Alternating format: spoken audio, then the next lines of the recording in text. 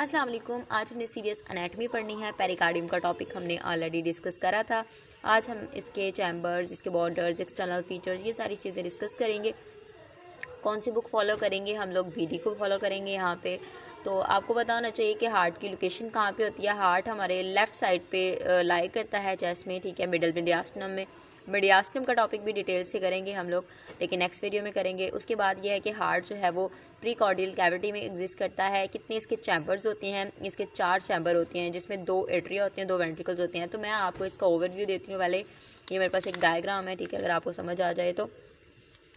ये देखें, ये इसके ऊपर इसका एट्रियम है, ये नीचे वेंट्रिकल है, ये लेफ़्ट एट्रियम है, लेफ़्ट वेंट्रिकल है, ये इन्फीरियर वेना केवा है, ये सुपीरियर वेना केवा है। जो इन्फीरियर वेना केवा होती है वो लोअर लिम्ब से, लोअर रीजन से सारा जो है डीऑक्सीजनेटेड ब्लड लेके आती है हमारे राइट एट्रियम तक। और सुपीरियर वेना केवा जो है वो हेड से और बाकी जितना भी ऊपर वाला पोर्शन है वहाँ से जो है वो डीऑक्सीजनेटेड ब्लड लेके राइट एट्रियम के अंदर ड्रेन करती है। वहाँ से पल्मोनरी सर्कुलेशन स्टार्ट हो जाती है। डीऑक्सीजनेटेड ब्लड जो है वो through the tricuspid valve ventricle में जाता है, वहाँ से जो है वो पल्मोनरी आर्टरी को फॉलो करता है, लंग्स के अंदर जाता है, वहाँ से ऑक्सीजनेट होता है, लेफ्ट एट्रियम में आता है, वहाँ से through the mitral valve left ventricle के अंदर जाता है, वहाँ से एओर्टा की तरफ जाता है। फिर जो है वो पूरी बॉडी के अंदर जो है वो टिश्यू लेवल तक पूरी बॉडी को सर्कुलेट करता है ऑक्सीजनेटेड ब्लड। ओके,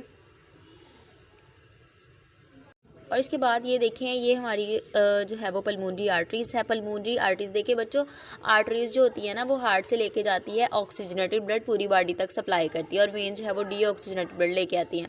लेकिन पल्मोनरी आर्टरी और पल्मोनरी वेन्स इनका काम उलट है। जो पल्मोनरी आर्टरीज़ होती हैं वो कैरी करती हैं डीऑक्सीजनेटेड ब्लड, जो पल्मोनरी वेन्स होती हैं वो ऑक्सीजनेटेड ब्लड लंग से लेके आती हैं टुवार्ड्स दी लेफ्ट एट्रियम, फिर वहाँ से लेफ्ट वेंट्रिकल में जाता है। उसके बाद जो है वो हमारा राइट एट्रियम होता है, उसकी रफ अपीयरेंस होती है इंटरनली। क्यों, किस वजह से होती है वो होती है वहाँ पर मसल पेक्टिनेट मसल प्रेजेंट होते हैं, ठीक है, और ब्लड ने भी वैसे भी नीचे की तरफ फ्लो करना होता है। उसके बाद राइट वेंट्रिकल की रफ सरफेस होती है, किस वजह से? ट्रेबेकुलाई कार्डनी की वजह से। इसमें ब्रिजेस होते हैं, रिजेस होते हैं। फिर इसमें जो है वो कॉडी टेंडनी होती है। कॉडी टेंडनी धागों नुमा वाइट कलर से होंगे ये, और ये किसके साथ अटैच हुई होंगी? ये अटैच होती हैं पेपिलरी मसल्स के साथ। ऊपर से 3 कस्प होती हैं ट्राइकस्पिड के, उसके साथ अटैच हुई होती हैं।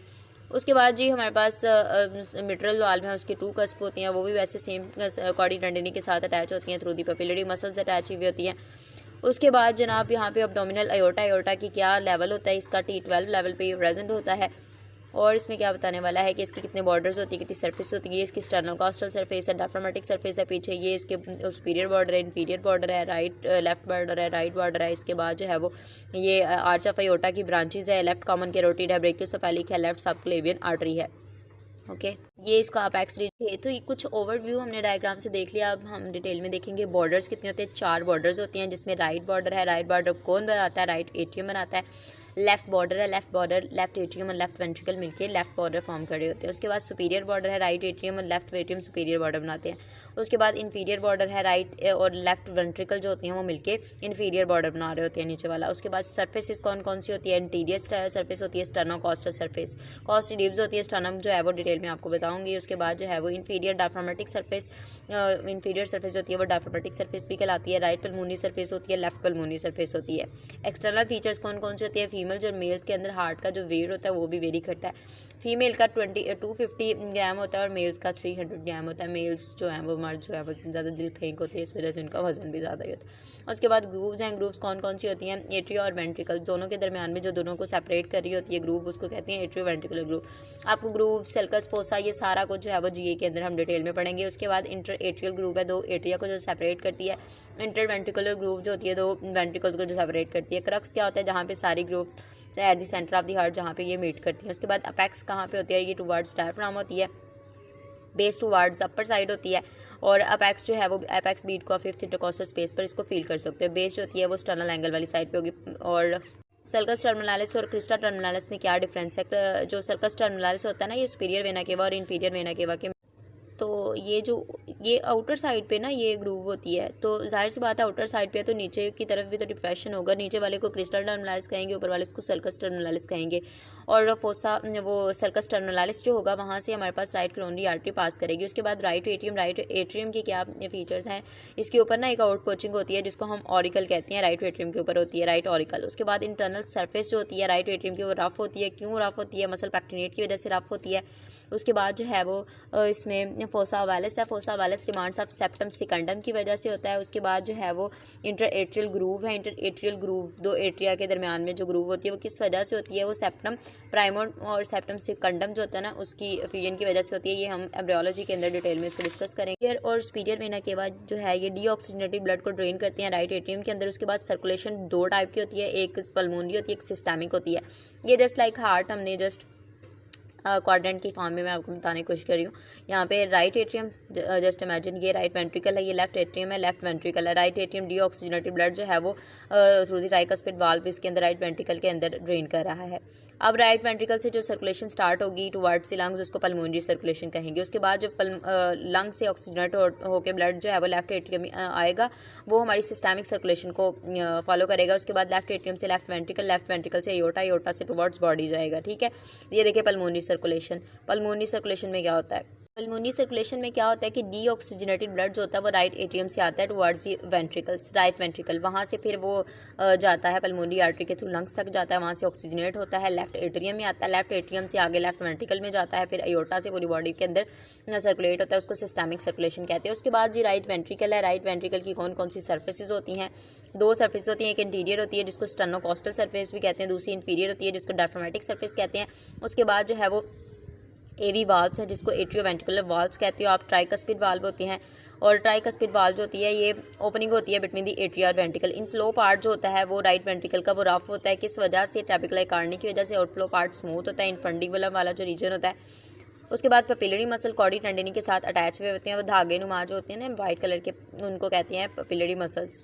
उसके बाद सॉरी कॉडी टेंडनी उसको कहते हैं, और वो अटैच हुए होते हैं पपिलरी मसल्स के साथ। क्लिनिकल इसका ये है कि स्टेनोसिस अगर ट्राइकस्पिड वाल्व की हो जाती है, अगर वो बहुत ज़्यादा नैरो हो जाते हैं तो उसकी वजह से हमारा राइट एट्रियम इनलार्ज कर जाएगा।